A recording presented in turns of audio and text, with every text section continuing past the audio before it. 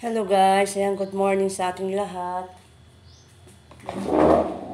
Ayan, may lakad tayo ngayong umaga, ngayong morning. Ngayon po yung schedule ng aking x-ray dito. Dito guys, oh. Sana guys, pagpapacheck up ko sa doktor, sana. Matagal na kasi ito, isang buwan na. Akala ko iniinda ko lang mga, baka ano lang, sakit ano lang to, simple. Sana, hindi na ma-x-ray to, kundi madala na lang ng halimbawa ng gamot. Dahil hindi ko alam kung sa ugat ito o ano, sakit eh, nagkakabuol na dito eh, parang ano. Ayan guys, so parang may ano na siya.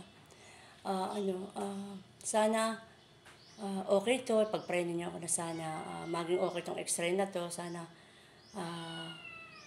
pahintulot ni Lord na madala lang sa gamot para syempre magampanan ko yung mga tungkulin ko sa araw-araw, lalong-lalo na sa aking nanay, na ngayon hirap na hirap ako pag bubuhatin ko siya, yung iaakyat ko dun sa kanyang higaan, yung hindi naman yung bubuhatin ano, yung parang nakahawak lang siya sa ganito ko, tapos yung una niya bubuhatin ko, nakasama siya na itataas ko siya dahil bumababa siya pumupunta siya doon sa may ibaba, doon sa pinakandulo ng kanyang kama, ako'y nahihirapang magbuhat. Lalo na pasakit yung ano ko ngayon. Hirap na hirap ako, sana. Pinipilit ko lang. Sana maging okay na to para si nanay para nanay ko ay maging, sana nanay ko ay para, maano ko na din, maasikaso ko ng mabuti. Dahil may time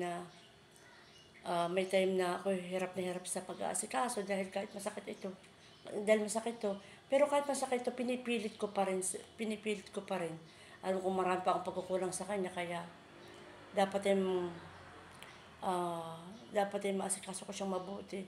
Dahil wala iba mag-aasikaso guys, kundi ako lang. Oo. Kasi yung mga kapatid ko may mga trabaho, ako lang yung naiiwan. Ako lang yung nandyan sa tabi niya. Araw-araw, maya-maya, minuto. Ayan guys.